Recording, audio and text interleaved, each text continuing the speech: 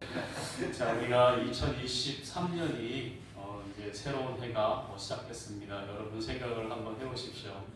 너무나 여러분들 느끼시겠지만 그 시간의 흐름이라는 것이 굉장히 빠르다고 느껴지지 않습니까? 1년이라는 시간이 금방 지나갔습니다. 우리가 바로 12개월 전에 우리가 저녁에 2021년 12월 30일 12시에 2022년 새해 예배를 드렸습니다. 근데 그게 바로 엊그제 같지 않습니까?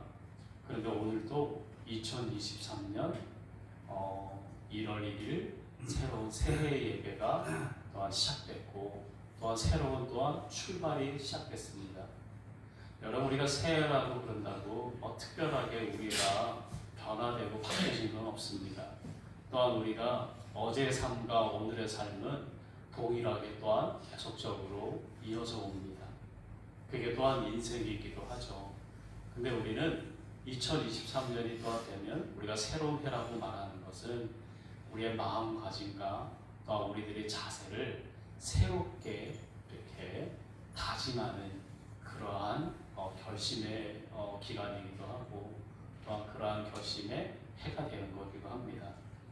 이 하나님께서 허락해 주신 한 해가 정말 우리 모두의 삶에 여러분들의 우선순위가 되기를 진심으로 바라고 하나님을 향한 믿음으로 여러분들께서 2023년이 시작되었으면 좋겠습니다.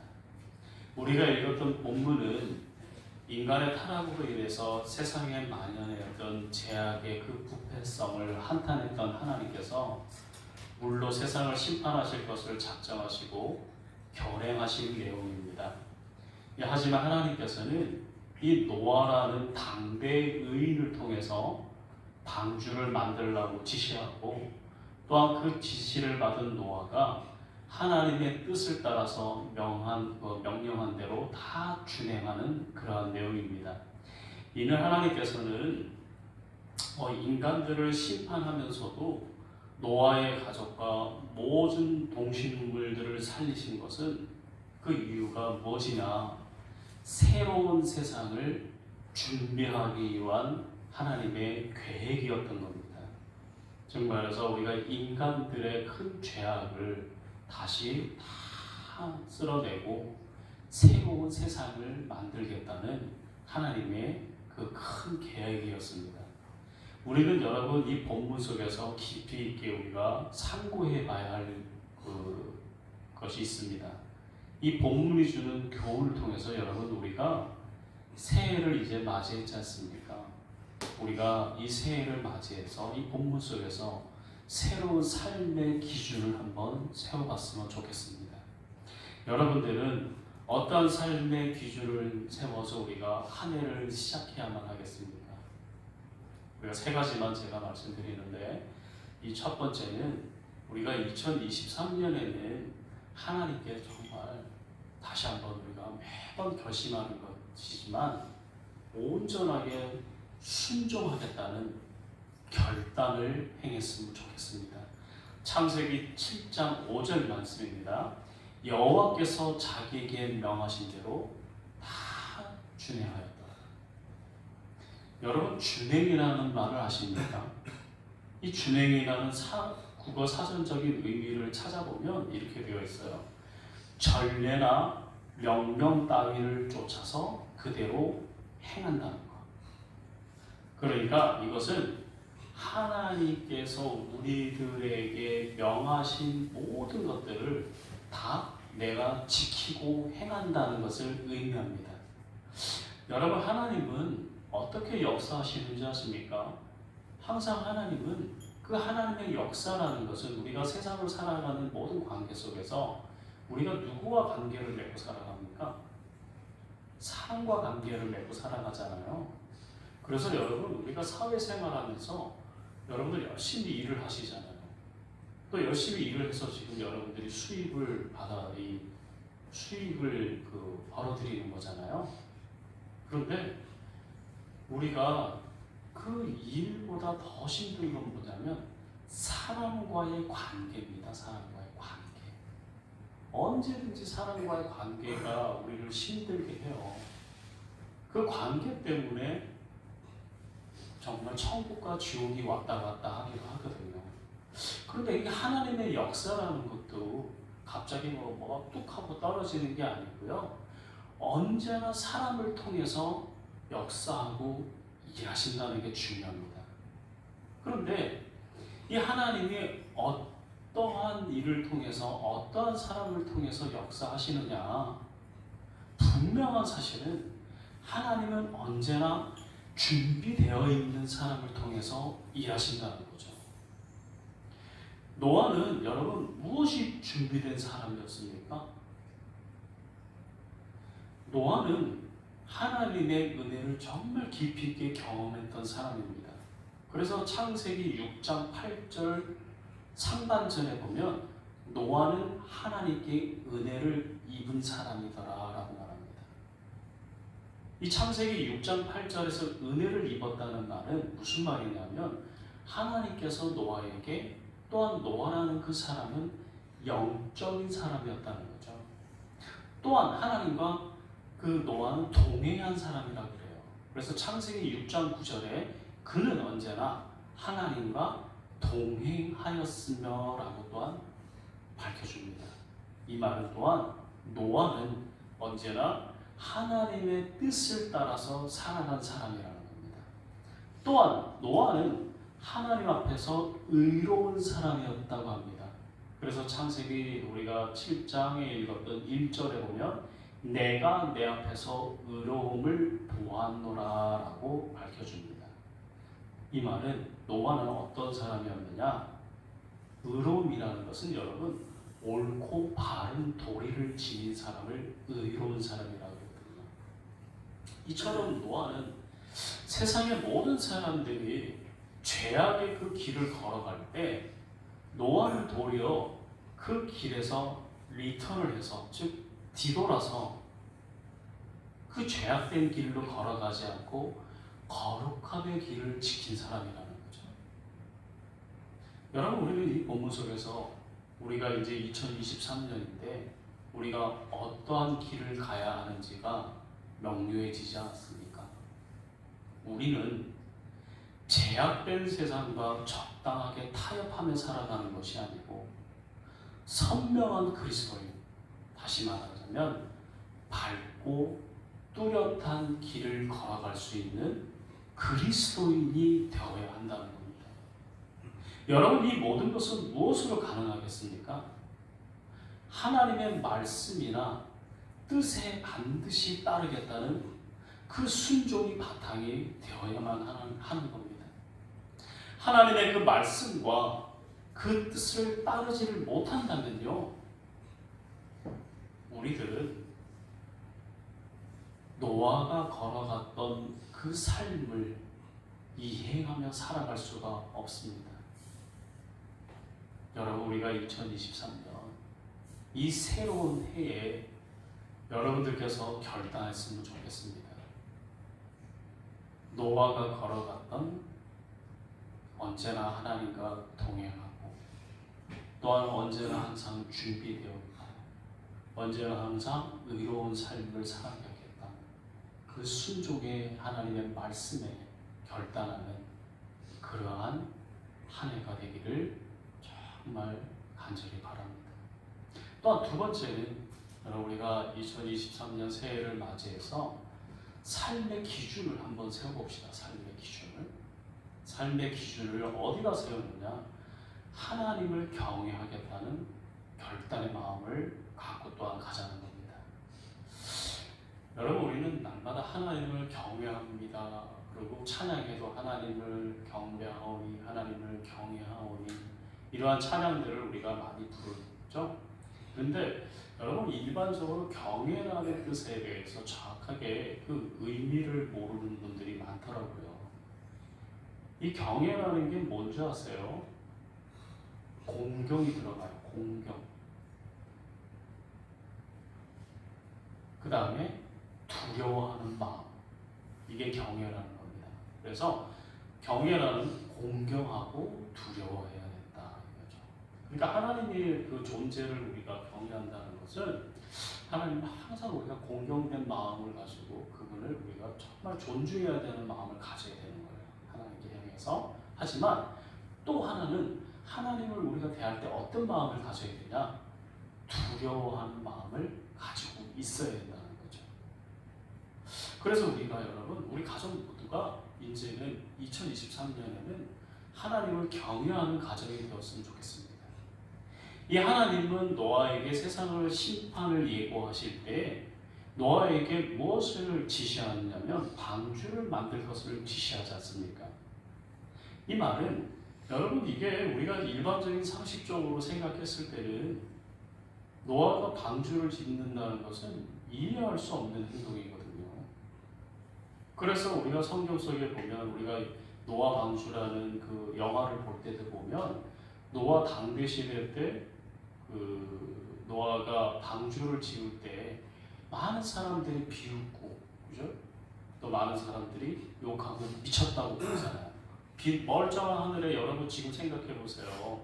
지금도 우리가 현실적으로 따지고 봤을 때 마른 하늘에 여러분들 이 대낮에 지금 이 앞에 마당 앞에 배를 만든다고 생각해 보십시오.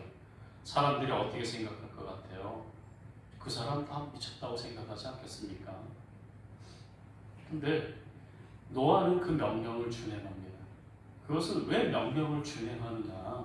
그것은 하나님의 말씀에 대한 신뢰도 있었겠지만 하나님의 말씀을 두려워했다는 거거든요. 근데 이 또한 이 엄청난 역사를요, 노아 혼자서는 절대 감당할 수가 없었다는 겁니다. 그래서 이 일을 위해서 노아의 온 가족이 협력하게 되었고요. 또한 노아의 8식구는 한 사람도 예외 없이 방주 안에 들어가는 복을 받게 되죠. 또한 이 노아의 가족이 협력했다는 것도 너무 중요하거든요. 이 가정에 대한 우리가 또한 그 의미를 이 노아 방주를 이끌어간 노아 가족을 통해서도 우리가 알 수가 있죠. 가정이라는 것은 여러분 하나로 일심으로 이끌어간다는 것도 이것도 굉장히 중요하다는 겁니다.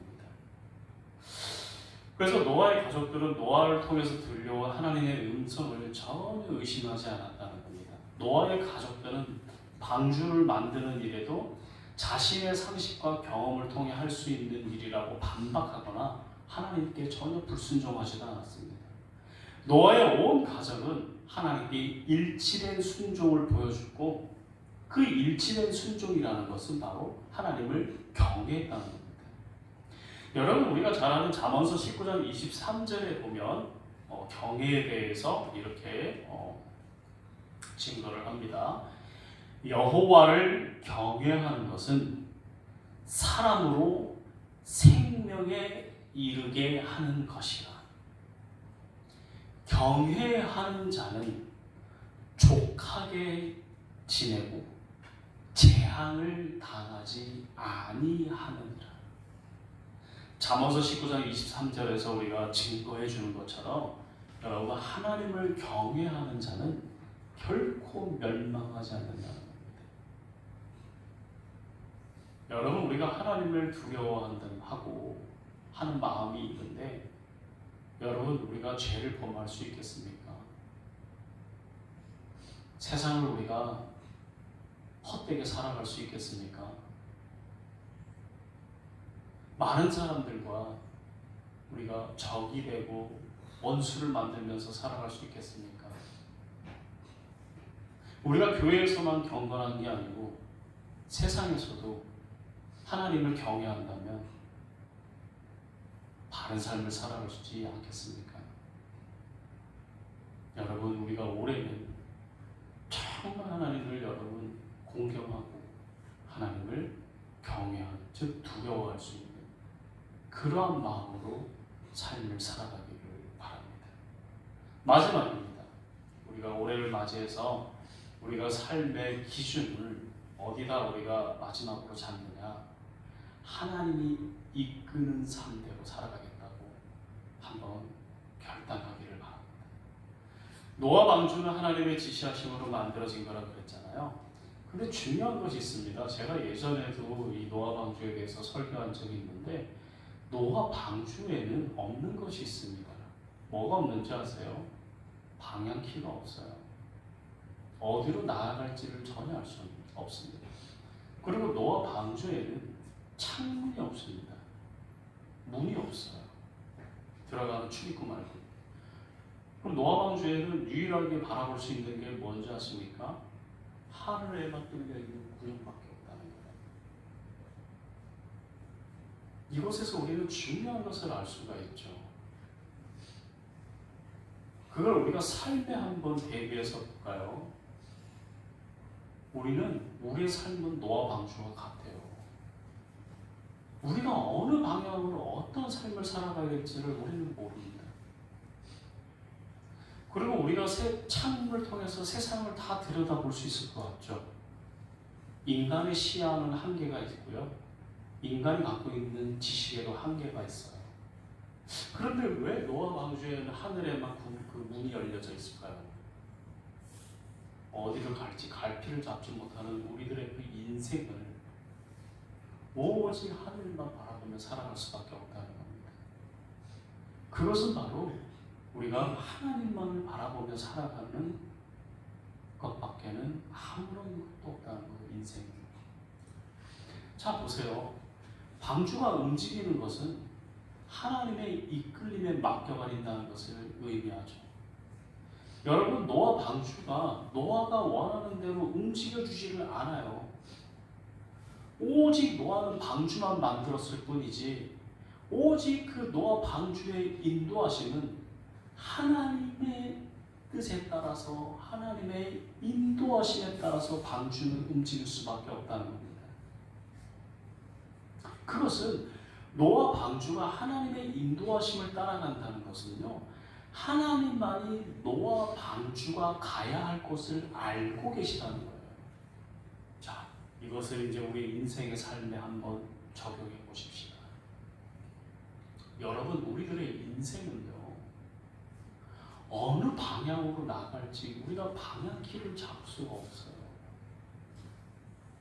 또 내 삶이 어떤 방향으로 흘러갈지도 우리는 아무도 모릅니다. 참 이런 얘기를 좀 해서 참 죄송한 말씀이긴 한데, 한 예화를 들어보면 저는 이제 그런 뭐 책들을 저는 책을 읽는 거를 굉장히 좋아해요, 옛날부터. 그래서 저는 책 사는 데는 절대 돈을 아끼지 않습니다. 어제도 제가 책을 한 7만 원 정도 샀어요. 한 15권 정도를 샀는데, 왜냐하면 보고 싶은 책들이 있기 때문에. 근데 그 책 사면 제가 다 보긴 봐요, 시간을 지나면. 근데 그 책 속에서 보면 인생에 관한 문제, 죽음에 관한 문제, 그 다음에 한국 정치사에 관한 문제, 이런 여러 가지들을 내가 접목해서 인문학적인 책들을 많이 보거든요. 그런데 그 내용 속에서 보면 참 희한한 게 있더라고요. 갑자기 가난했던 사람이, 되게 가난했던 사람이 그냥 그 기회를 잘 만나서 작은 것에 돈을 투자를 했는데 그게 1년이 지나서 수백억이 되는 거예요. 그 사람이 그거 알고 투자했을까요? 그러지 않아요. 또한 굉장히 부자인 사람이 불과 1년 만에 완전 다 모든 재산을 다 날려먹고 바닥에 주저앉는 경우도 있더라는 거죠. 또한 굉장히 건강했던 사람이요, 어제 건강했던 사람이 내일은 다른 삶, 즉 생의 마감을 이룬 사람도 있더라는 거죠. 또 죽을 줄 알았던 사람이요, 다시 건강을 회복해서 또 삶을 살아가는 경우도 있고. 인생은 우리가, 여러분, 아무도 우리들이 예측할 수가 없습니다. 마찬가지로 여러분 자식들을 키워보지 않은 분들 다 계시잖아요. 여러분들 자식들이 여러분들 마음대로 되던가요? 절대 되지 않아요. 여러분들 계획대로 되지 않습니다. 저희 아들도 제 마음대로 못하는데요. 이제 앞으로 더 크잖아요. 이제 머리가 더 굵어지고 더 크면 더 부모의 말과 내 뜻에는 내 부합되는 삶을 절대 살 수가 않습니다. 그게 참 중요한 것이 있더라고요. 저희가 인생을 이제 50평생 이상 살아오면서 왜 옛날에 어른들의 말씀이 야, 너 앞으로 이렇게 해야 돼. 그때는 몰라요. 아무것도. 그런데 시간이 지나 보니까 알겠더라는 거죠. 이게 인생의 경륜이라고 그러고 연륜이라고 그러거든요.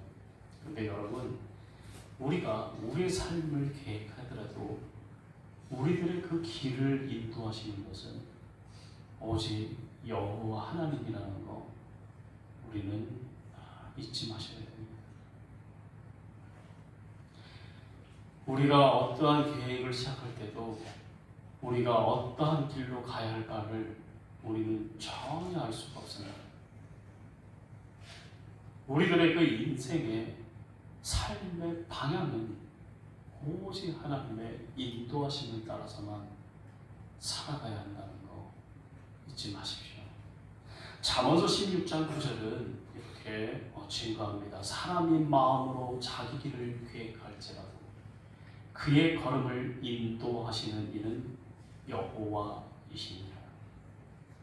잠언서 16장 9절에서 우리들에게 명하고 있음을 잊지 마십시오. 하나님께서는 우리가 새로운 세상을 준비하는 마음으로 새 시간을 살아가기를 원한다는 사실을 말합니다. 우리들이 인생이, 우리들의 삶이 노아처럼 하나님과 온전하게 동행하는 삶을 살아가기를 원한다는 것, 그것도 잊지 마십시오. 그리고 올해는 여러분, 우리가 사랑하는 온 가족이 정말 하나님을 경외하고 우리들의 모든 계획을 하나님께 의탁하고 하나님의 그 인도하심을 따라서 살아가는 우리가 되십시다. 이러할 때에 우리는 여러분 진정 어린 새해를 맞이하게 될 것입니다. 기도합니다.